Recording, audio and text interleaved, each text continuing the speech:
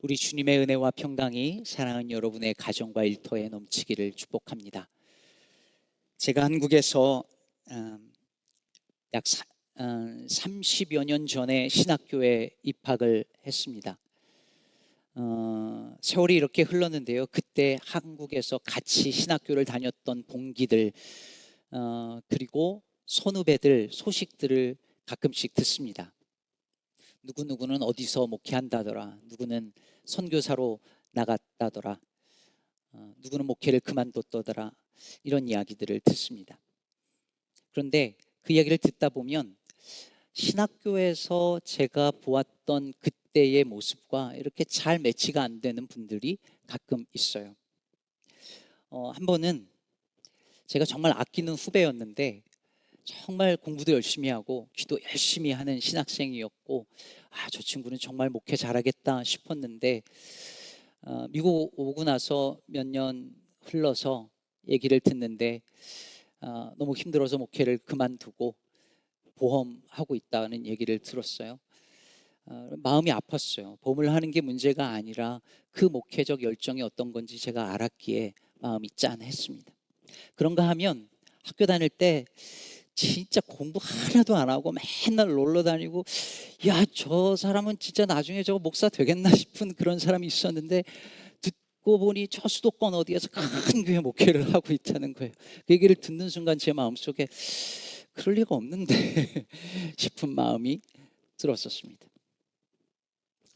여러분은 그런 경험, 그런 느낌 받아본 적 없으신가요? 나는 직장에서 정말 성실하게 열심히 그렇게 일하면서 살았는데 내가 보기에 너무 불성실해 보이는 사람, 때론 심지어 불의한 그 사람이 오히려 나보다 더 일이 잘 풀릴 때, 교회에 나는 성실하게 잘 다니고 봉사도 하고 그랬는데 정작 축복은 다른 사람들이 다 먼저 가져가는 것 같이 느껴질 때, 저 불의한 인간들은 저렇게 떵떵거리면서 잘 사는 걸 볼 때,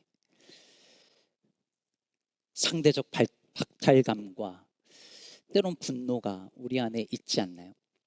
오늘 본문 말씀은 바로 그런 사람들을 위한 말씀입니다. 너무 유명한 말씀이죠. 목자가 99마리 양을 두고 한 마리 양을 찾아간 이 이야기, 더 이상의 설명이 필요 없는, 누구나 다 잘 아는 말씀입니다. 이 비유는 예수께서 이 말씀을 왜 하셨는지가 중요하지요. 1절과 2절을 다시 보면, 모든 세리와 죄인들이 말씀을 들으러 가까이 나아오니 바리새인과 서기관들이 수군거려 이르되 이 사람이 죄인을 영접하고 음식을 같이 먹는다 하더라. 누가복음에는요, 잔치 얘기, 식탁 얘기, 예수님이 어느 집에 초대 가서 먹는 얘기, 이런 얘기가 많이 나오는데, 오늘도 예수님이 죄인들과 세리들과 함께 먹는 걸 보면서 바리새인들과 서기관들이 수군거리는 장면입니다. 그래서 예수님이 그들에게, 즉 바리새인과 서기관들에게 비유를 들려주시는데 세 가지 이야기를 하십니다. 첫째는 오늘 읽은 잃은 양을 다시 찾는 목자 이야기, 둘째는 한 드라크마를 잃어버린 이 한 여자 이야기, 세 번째는 소위 탕자의 비유라고 알려진 잃어버린 아들, 둘째 아들을 찾은 아버지 이야기, 이 세 가지죠. 그래서 이 세 가지 이야기는 사실 하나의 비유입니다. 오늘 본문 3절을 다시 보면 예수께서 그들에게 이 비유로 이르시되라고 할 때 이 비유는 단수로 쓰였습니다. 복수가 아니라 단수예요. 다시 말해서 무슨 말이냐면 첫째, 둘째, 세 번째 이 이야기가 하나의 비유라는 거예요. 그래서 이 세 가지 이야기는 서로 연결이 되어 있고 점층적으로 발전하는 구조를 가지고 있습니다. 뭐가 제일 중요한 이야기일까요? 마지막 세 번째, 소위 탕자의 비유, 잃어버린 아들을 찾은 그 아버지 비유가 가장 중요하죠. 그래서 오늘 읽은 잃은 양 찾는 목자 이야기, 이 비유도 세 번째 비유의 맥락에서, 그 관점에서 읽어야 더 잘 이해가 됩니다. 자, 이런 관점에서 본문을 다시 보죠. 4절을 보면 예수님께서 말씀하시기를 너희 중에 어떤 사람이, 여기 너희가 누굽니까? 바리새인과 서기관들이죠. 너희 중에 어떤 사람이 양 100마리가 있다. 그런데 그 중에 하나를 잃으면 99마리를 들에 두고 그 잃은 것을 찾아내기까지 찾아다니지 아니하겠느냐? 라고 말씀하십니다. 우리는 이 비유를 읽으면서 한 마리 양을 찾아낸 그 목자 이야기에 감동하죠. 그러면서도 한편으로 마음이 불편한 게 있어요. 왜요? 그럼 99마리는? 99마리는 어떻게 돼요? 그들은 중요하지 않은 거예요? 여러분 4절을 다시 보면 목자가 한 마리 양을 찾겠다고요 99마리 양을 들에 두고 갑니다. 들에 두고 가요. 야, 나 빨리 가야 되는데 너네들 그냥 두고 갈 수 없으니까 일단 집으로 가자 해가지고 안전하게 집에 있는 우리에다가 놓고 가는 게 아니라 들에 두고 갔다고 말하고 있습니다. 아니 이거 너무 불공평하고 무책임한 거 아닌가요? 한 마리 양을 찾기 위해서 99마리 양을 그냥 들에다 두고 가는 게 말이 됩니까? 그 사이에 들짐승들이 와서 다 잡아가면 어쩌라고 그렇게 합니까? 그래서 이해가 안 돼서 어떤 분들은 이거 틀림없이 다른 목자에게 맡기고 갔을 것이다 라고 해석하기도 합니다. 담임 목사 어디 가면 부목사한테 맡기고 가는 것처럼 말이죠. 하지만 오늘 본문 내용만을 가지고는 그것은 그냥 추측일 뿐입니다. 또 한 가지 생각해 볼 게 있어요. 여러분 이 99마리 양들은요 목자의 인도를 잘 받아서 따르는 착하고 성실한 양들이에요. 생각해 보세요.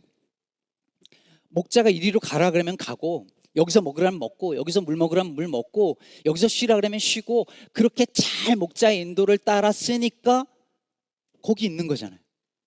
근데 한 마리 양은 어떤 거예요? 목자의 인도를 따르지 않는 양이잖아요. 못된 양이잖아요. 어리석은 양이잖아요. 그런데 착하고 말 잘 듣는 이 99마리의 양들은 그냥 들에 두고 저 못되고 어리석은 저 양 한 마리 찾겠다고 목자가 그냥 가버리는 것이 과연 공정한가라고 하는 것입니다. 여러분이 만약에 저와 여러분이 이 99마리 양 중에 한 마리라고 한다면 어떤 생각이 들겠습니까? 어떤 마음이 들겠습니까? 그게 바로 세 번째 비유에 나오는 그 첫째 아들의 마음이었습니다. 집을 나갔던 둘째 아들이 돌아왔을 때 아버지가 끌어안고 옷을 입히고 그 다음에 잔치를 벌일 때에 이 첫째 아들이 화를 내며 뭐라고 합니까? 오늘 보면 뒤에 29절 30절 보면 아버지께 대답하여 이르되 내가 여러 해 아버지를 섬겨 명을 어김이 없거늘 내게는 염소 새끼라도 주어 나와 내 벗으로 즐기게 하신 일이 없더니 아버지의 살림을 창녀들과 함께 삼켜버린 이 아들이 돌아오매 이를 위하여 살찐 송아지를 잡으셨나이다. 여러분 보세요. 아버지를 섬겨 어김이 없거늘 양들이 목자를 따라서 명을 어긴 적이 없어요. 이 99마리 양은. 그러니 이게 양들의 마음이죠. 아니 우리는 목자를 떠난 적이 없고 목자의 그 인도를 따라서 그렇게 착하고 성실하게 잘 따라다녔는데 목자의 인도를 받지 않고 저길로 가버린 그 양 한 마리 찾겠다고 우리를 이렇게 홀대하시나?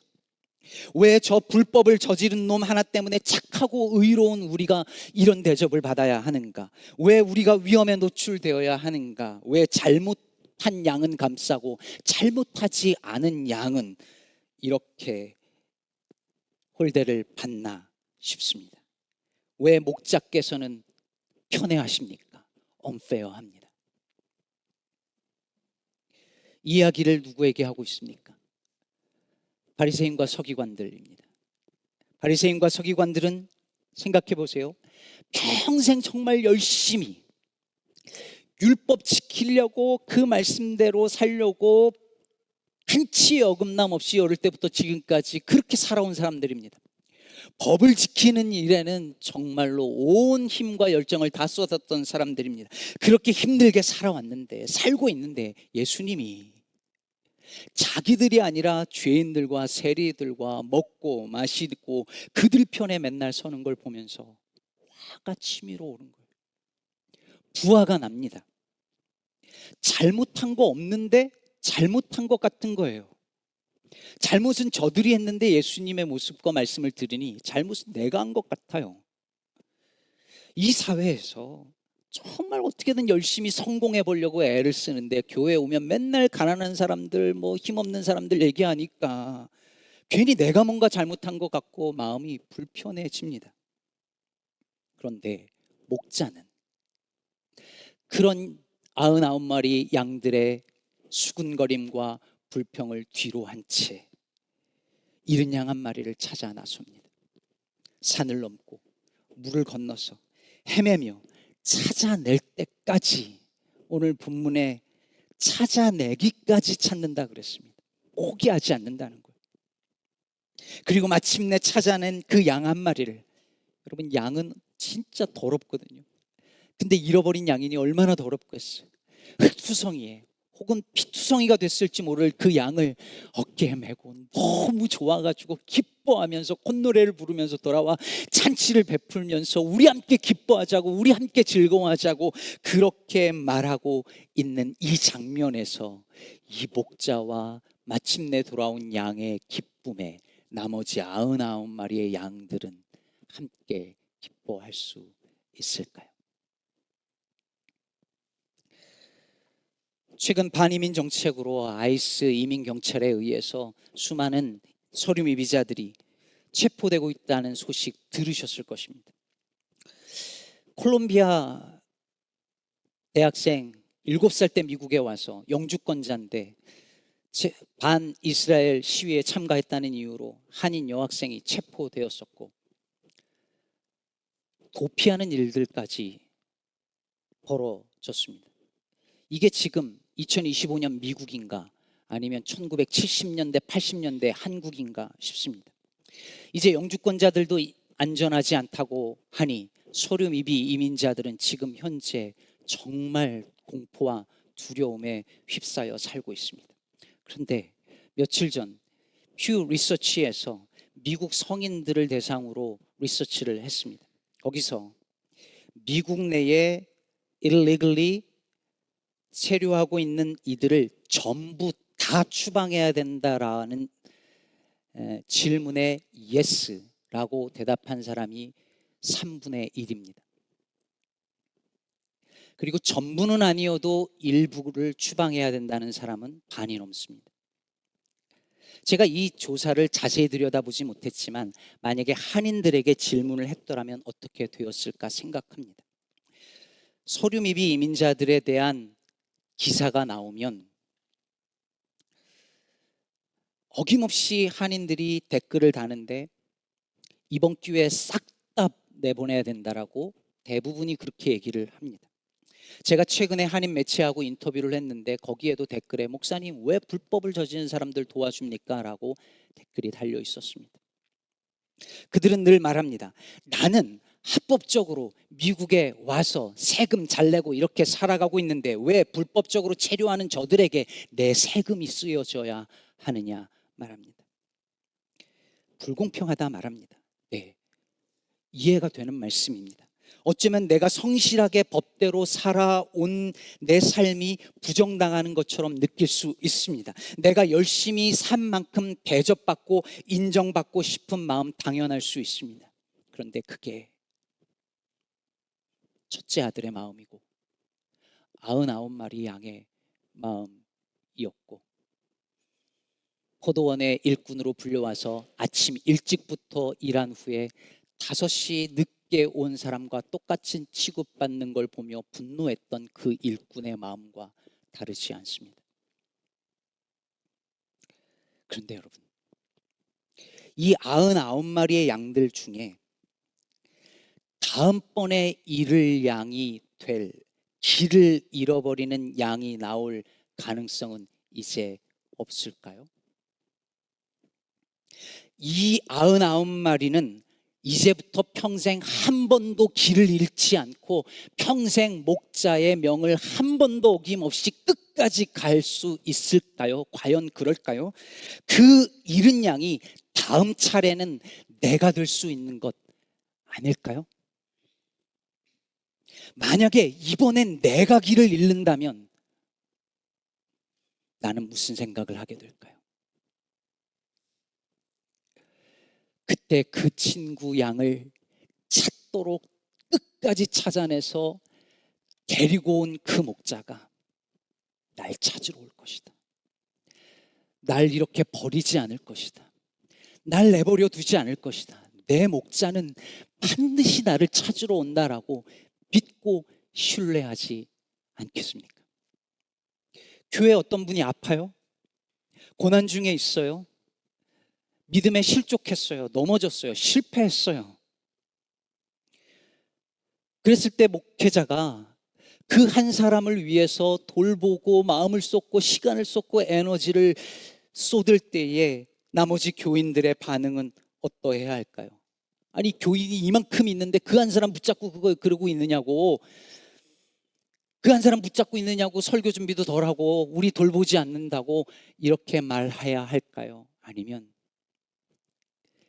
내가 아플 때, 내가 넘어졌을 때 저 목사는 날 버리지 않겠구나, 나 몰라라 하지 않겠구나, 그렇게 믿게 되지 않을까요? 결국 아픈 교인 한 사람, 실족한 교인 한 사람을 돌보는 일이 교회 전체를 돌보는 일이에요. 잃은 양 한 마리를 찾는 것이 나머지 99, 그 99마리 양을 돌보는 일입니다. 둘째 아들을 용서하고 품는 것이 첫째 아들을 품는 거예요. 여러분 생각해 보세요. 만일 둘째 아들이 돌아왔을 때 아버지가 그 둘째 아들을 매질하고 노예로 삼았더라고 한다면 그거는 첫째 아들에게도 재앙이에요. 그런 아버지를 둔 것은. 만약에 한 마리 양을 잃어버렸는데 목자가 뭐 그까짓 거 한 마리 하면서 내버려 두는 그런 목자라면 그건 나머지 99마리 양들에게도 큰일인 것이죠. 재앙인 것이죠. 그러므로 한 마리 잃어버린 양을 되찾는 일은 모두를 살리는 일입니다. 잃어버린 한 마리 양 찾고자 헤매는 그 일이 모두를 살리는 일입니다. 그래서 목자가 벗과 이웃들을 불러서 우리 함께 즐거워하자고 말하는 거예요. 이게 나만의 기쁨이 아니라 우리 모두의 기쁨이라고 말하고 있는 것입니다. 그래서 7절에서 예수님께서 그들에게 이렇게 말씀하십니다. 내가 너희에게 이르노니 이와 같이 죄인 한 사람이 회개하면 하늘에서는 회개할 것 없는 의인 99으로 말미암아 기뻐하는 것보다 더하리라. 여러분, 여기서 회개할 것 없는 의인 99은 누구를 말할까요? 바리새인과 서기관들이죠. 이 사람들은 회개할 게 없어요. 그럼 누가복음 18장 나중에 가보세요. 바리새인이 성전에 세리와 함께 올라가서 기도하는 그 장면에서 바리새인이 뭐라고 기도합니까? 나는 누군 거 훔친 적도 없고 가늠한 적도 없고 불의한 적도 없고 항상 11조 내고 내가 저 세리와 같지 않음을 감사한다라고 말하죠. 회개할 게 없어요. 근데 세리는 어떻습니까? 하늘을 쳐다보지도 못하면서 가슴을 치면서 하나님 나를 불쌍히 여겨달라고 그렇게 회개하는데, 하나님은 회개할 것이 하나도 없는 그 바리새인 99보다 회개하는 그 죄인 한 명으로 인하여서 하늘의 잔치를 베푸신다고 말씀하십니다. 우리는 어쩌면, 여기 있는 저와 여러분들은 어쩌면 회개할 게 별로 없는 사람들일지도 모릅니다. 나는 불법으로 체류하는 사람 아니고, 나는 서류 미비자가 될 가능성이 없고, 나는 성실하게 살아왔고 정직하고 뭐 크게 버벅인 적 없고 교회 잘 다니고 봉사까지 하고, 그래서 저 사람들과 같지 않다라고 믿습니다. 그래서 저 사람들처럼 추방당할 일 없고 저 사람들처럼 체포당할 일이 없다라고 생각합니다. 그런 우리에게 저 유명한 마르틴 리몰레 목사의 글은 정신이 번쩍 들게 우리를 깨웁니다. 많이들 아실 겁니다. 나치가 공산주의자들을 덮쳤을 때 나는 침묵했다. 나는 공산주의자가 아니니까. 그 다음에 그들이 사회민주당원들을 가두었을 때 나는 침묵했다. 나는 사회민주당원이 아니었으니까. 그 다음에 그들이 노동조합원들을 덮쳤을 때 나는 아무 말도 하지 않았다. 나는 노동조합원이 아니었으니까. 그 다음에 그들이 유대인들에게 왔을 때 나는 아무 말도 하지 않았다. 나는 유대인이 아니었으니까. 그리고 그들이 나에게 닥쳤을 때 나를 위해 말해줄 이들이 아무도 남아있지 않았다. 그 양 한 마리를 잃어버렸을 때 우리는 내가 그 양이 될 수 있다라고 생각해야 합니다. 다음번엔 내가 길을 잃을 수 있다라고 생각해야 합니다. 두려움 속에서 떨면서 목자가 나를 찾아와 주기를, 그것을 빌고 또 빌고 간절히 기다리는 그 양이 나일 수 있고 내가 될 수 있다라고 생각해야 합니다. 그래서 그 양을 찾고 살리는 길이 내가 사는 길이요, 우리 모두가 사는 길입니다. 목자가 그걸 알기에 포기하지 않고 찾는 거예요. 저 양 한 마리 찾는 게 모두를 살리는 길이라 믿기에 가서 찾고 또 찾아서 온 우주를 이잡듯이 뒤져서라도 죄인인 나를 찾아내서 죄와 허물로 범벅이 된 나를 끌어안으시고 어깨에 메시고 신이 나서 돌아오는 그 목자가 우리의 예수님이십니다. 교회는 그때 하늘의 잔치 소리가 열리는 곳이어야 합니다. 바리새인과 서기관들은 회개할 게 없으니까 뭘 하냐면 수군거립니다. 회개할 것이 없는 의인들은 계속 수군거려요, 저 죄인들. 그러나 회개할 것이 있는 죄인들은 하나님 앞에 가슴을 치지만 하늘에선 그로 인하여 기뻐하며 잔치를 엽니다. 우리 교회가 수군거림이 가득한 교회가 아니라 하늘의 잔치 소리가 가득한 교회가 되기를 간절히 바랍니다. 말씀을 정리하겠습니다. 렘브란트의 저 유명한 그림 The Return of the Prodigal Son, 돌아온 탕자를 아실 겁니다. 이 그림을 가만 보면 저 중간에 아버지와 서 있는 큰아들 사이에 희미하게 한 여자가 있습니다. 이 여자가 누굴까요? 여러 가지 견해가 있습니다. 이 본문에 나오지 아니하는 엄마였을 수도 있다라는 얘기도 있습니다. 렘브란트의 여인이었을 수도 있다라고 말합니다. 그런데 리브가였을 가능성이 많다는 견해가 있습니다. 왜 갑자기 리브가가 등장할까요? 리브가는 구약에 나오잖아요. 리브가는 누구의 남편이에요? 이삭이죠. 리브가가 뭘 했죠? 자기 둘째 아들 야곱에게 축복권을 주기 위해서 앞이 안 보이는 이삭을 속이죠. 밖에서 듣습니다. 그래서 오늘 렘브란트는 저기다가 리브가를 넣어서 저 아들을 잃어버린 아버지를 마치 눈이 잘 안 보이는 이삭처럼 묘사했습니다.